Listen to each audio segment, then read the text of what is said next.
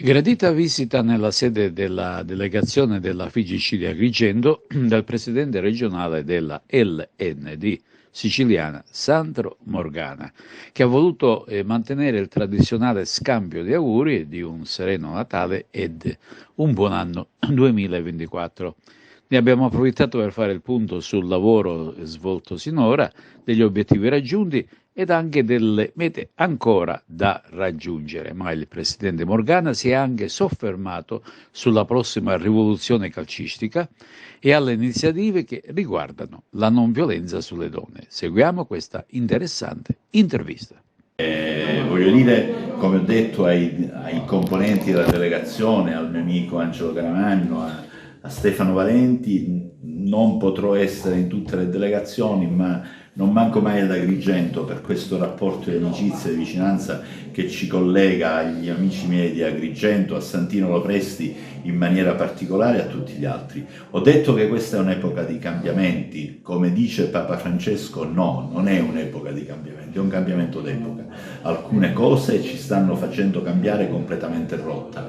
Le decisioni del governo, l'introduzione del decreto legislativo numero 36 del 2021 che è entrato in vigore a luglio del 2023 ci dà l'idea di un calcio dilettantistico che cambia radicalmente proprio perché viene abolito il vincolo sportivo e viene introdotto il lavoro sportivo. Sono due cose che sembrano dire niente a chi non vive il mondo dell'impegno calcistico dilettantistico, ma che invece cambiano radicalmente un modo di intendere il mondo del calcio, un modo di essere impegnati dentro il mondo del calcio. Dobbiamo migliorare questa legge, perché il rischio può essere che produce danni gravissimi. Dobbiamo impegnarci per migliorarla e ci dobbiamo mettere tutta la nostra voglia di fare comprendere agli altri cosa sono i dilettanti, come è il mondo dilettantista. Ecco, il 2023 ormai agli sgoccioli, possiamo fare una sorta di bilancio di questo anno. Sì, certo,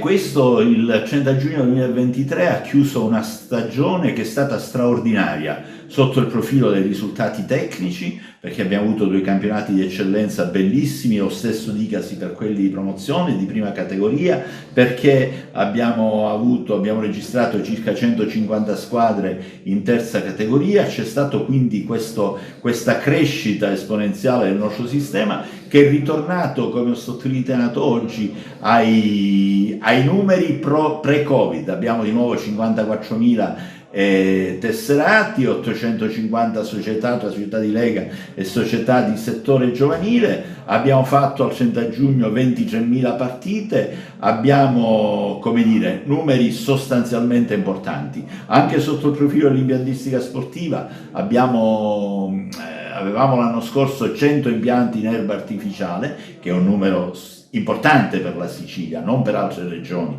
non per le grandi regioni, ma per la Sicilia è un numero importante, soprattutto alla luce del fatto che ci sono 65 progetti già esecutivi che realizzeremo prima della fine del quadriennio olimpico, quindi un sistema che è in profondo rinnovamento, in profonda crescita, che vuole affrontare anche il problema del livello del lavoro sportivo con grande determinazione, proprio per fare in modo che questo non diventi un freno, bensì un acceleratore del sistema. Presidente, buon Natale e buon anno.